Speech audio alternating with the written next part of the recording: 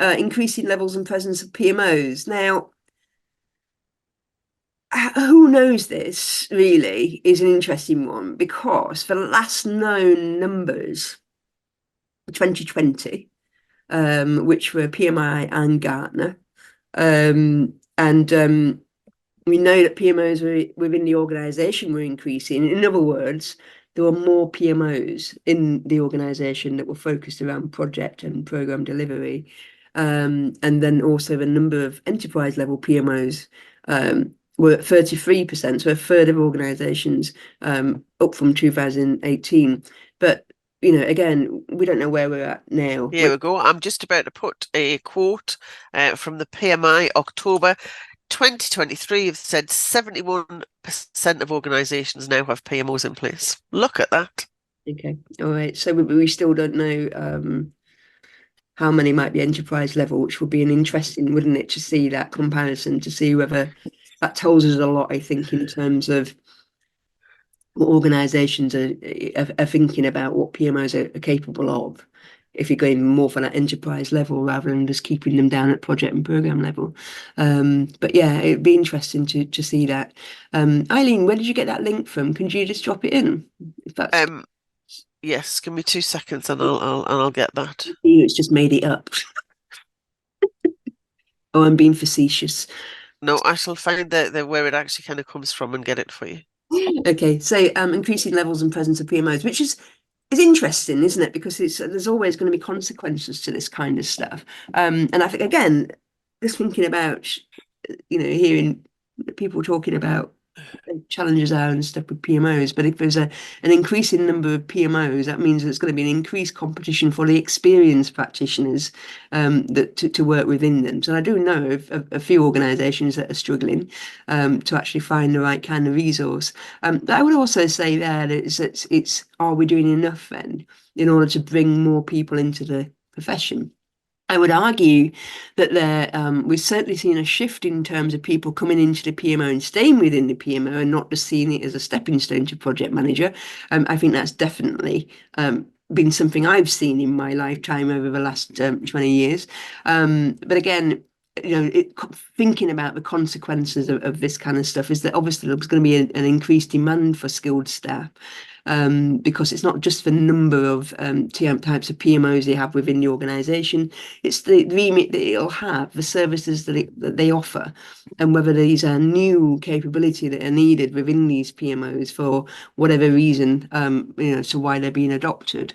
Again, from the consequences point of view, is that there has to be a greater demand for the right tools for the job, I would say. And it would certainly be something I would argue for if I were working today in industry.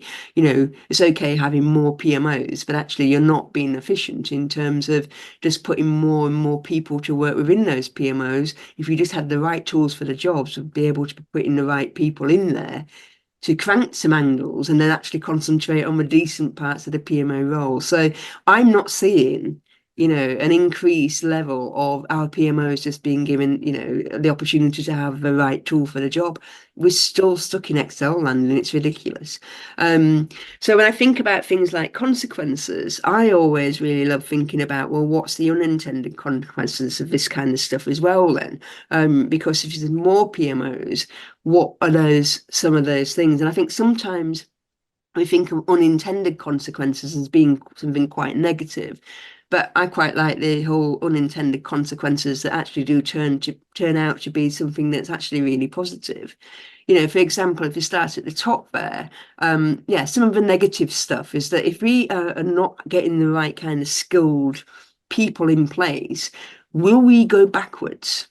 Will that mean that PMOs become staffed yet again with kind of more administrative secretariat, kind of bureaucratic type approach to the role, because there is a lack of people that really know what PMOs are capable.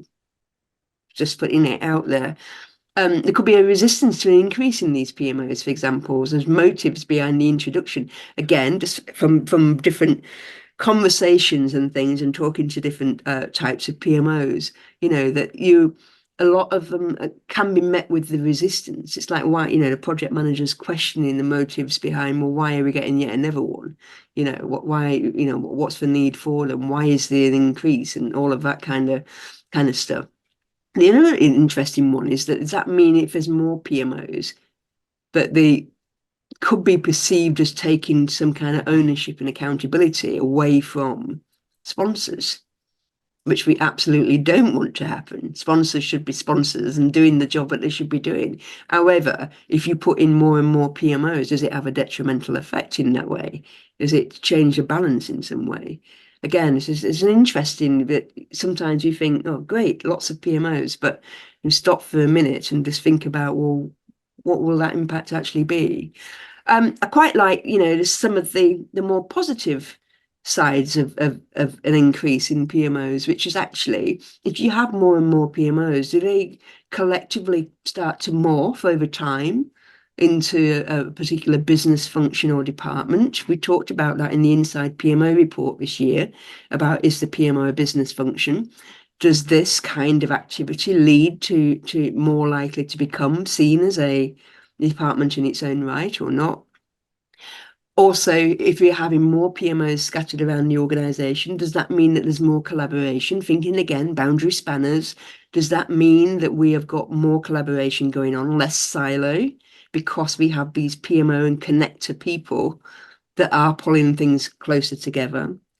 But also, does it actually, the biggie, does it help in some ways, that kind of cultural shift and a different mindset that may be needed today in terms of good project program portfolio management by having, good PMOs scattered around, doing their good stuff, spreading their wonderful tentacles.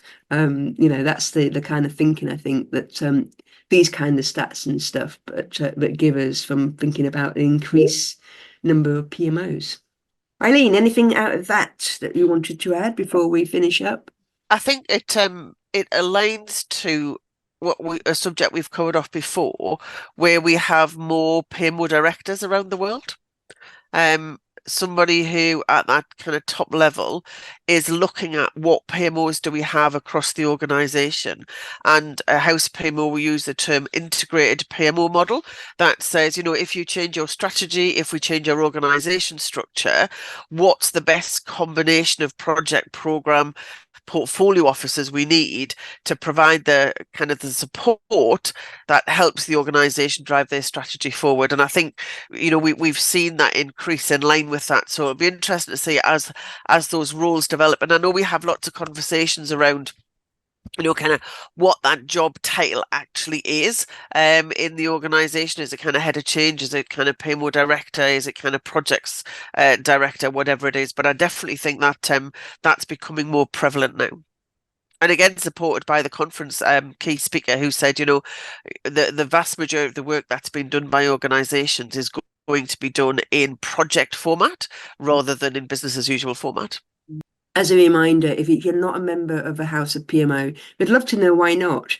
Is it just about the fact it's funding, but your organisation is not backing you, but you can't really see any benefit to you right now? Let us know. Just drop us a line. We're all ears.